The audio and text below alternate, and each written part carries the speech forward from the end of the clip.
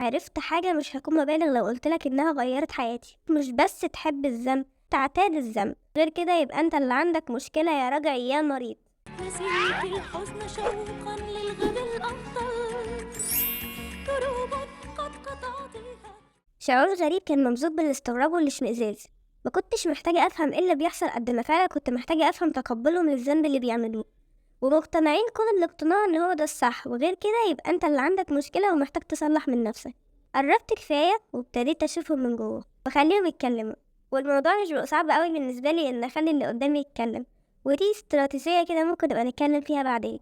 ايه المهم، بعد سماع الأقوال عرفت حاجة مش هكون مبالغ لو قلتلك إنها غيرت حياتي. اللي بيساعدك على ارتكاب الذنب هو إنك تكون محاوط نفسك بكل الوسائل اللي تعينك على ده.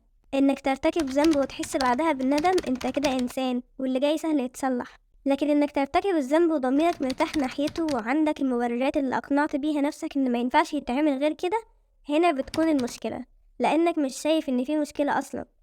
من ألعاب الشيطان إنه أحيانا بيسخر لك جنود من البشر اللي بيحاوطوك من كل حتة، بيغموا عينك عن الصح ويخلوك مش بس تحب الذنب، لأ الكارثة الأكبر لما يخلوك تعتاد الذنب ويقنعوك إن غير كده يبقى أنت اللي عندك مشكلة يا راجع يا مريض. خلينا أديلك مثال. لو دخلت مكان كده مثلا مليان نفايات، زبالة يعني، وطبعا ريحته سيئة نتيجة لمحتواه، أيوة هي النفايات، هتحس إن الريحة صعبة أول ما تدخله.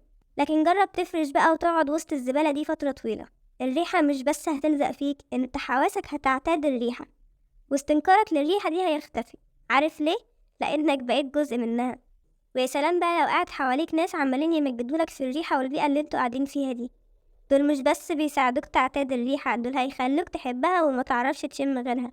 كمل تخيل معايا بقى، وتخيل انك وانت قاعد شفت حد معدي هدومه نضيفة وبينبعث منها رائحة تختلف عن اللي انت متعود عليها. بصيت لنفسك واتضايقت من شكل هدومك ومن شكل الريحة اللي لزقت فيك والزبالة اللي تطايرت عليك من كل حتة، فقررت انك تقوم تغير هدومك. نضفت هيئتك وعطرت ثيابك ورجعت قعدت في المكان ده تاني. اول ما دخلت حصل نفس الخطوات، استنكرت الريحة في البداية، اللي حواليك مجدولك في البيئة، قعدت فاعتدت فحبيت الريحة.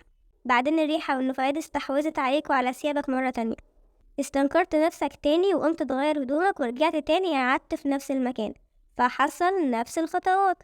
ومهما تقوم تنظف نفسك بمجرد ما هترجع هيحصل نفس الشيء. عارف امتى هتحافظ على نظافتك؟ لما تنظف اللي حواليك الأول. فتح عينيك وشوف الشيطان مسخر لك مين من جنود اللي محاوطينك من كل حتة، ومش بس بيسهلولك ارتكاب الذنب، لأ كمان بيساعدوك عليه. فتح عينيك وشوف انت بتشوف مين، بتقعد مع مين، وبتسمع أفكار مين. هتلاقيها بنسبة كبيرة ان الوسائل اللي بتعينك على الذنب هي الفايبس اللي انت محاوط نفسك بيها من كل حتة. واحدة واحدة نظف اللي حواليك الأول، وبعدين هيكون سهل تنظف نفسك. وخلي بالك، اوعى تتعود على الريحة.